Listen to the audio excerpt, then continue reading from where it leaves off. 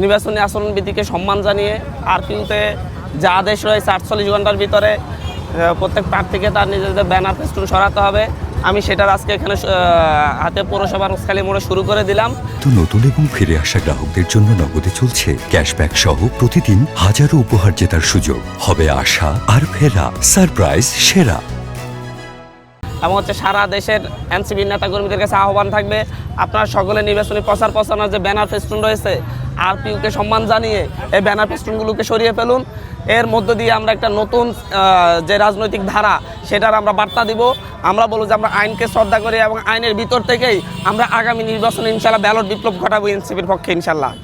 সুতরাং আমি হাতিয়াতে যেই ব্যানার ফেস্টুন সরানোর যে কার্যক্রম শুরু করেছি, হাতিয়া সহ সারা দেশের এনসিপি নেতাকর্মীদের কাছে আহ্বান, আপনার প্রত্যেকে তার নিজ নিজ এলাকার ব্যানার ফেস্টুন সরিয়ে ফেলুন।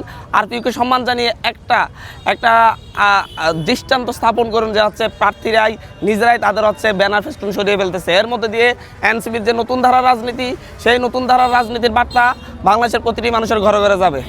হাতিয়ার মানুষের জন্য এই জন্য আমরা বলি, এই নির্বাচনটা শুধুমাত্র কারো নির্বাচনী লড়াই না, এটা শুধুমাত্র কারো এমপি হওয়ার লড়াই না, এটা হচ্ছে এই দ্বীপ হাতিয়াকে পরিবর্তনের জন্য লড়াই, দ্বীপ হাতিয়াকে জিম্মি দশা থেকে মুক্ত করার লড়াই। আমরা এর জন্য বলতেছি ব্যাকে আইন মিলি যাই, হাতিয়া গড়বার শেষ লড়াই। আমরা এই হাতিয়াকে গড়তে চাচ্ছি, হাতিয়ার দল মত নির্বিশেষে সকল মানুষ একসাথে এই লড়াইয়ে সামিল হবে এবং এটা নতুনভাবে হাতিয়াতে এক গণবিপ্লব সাধিত হবে ইনশাল্লাহ।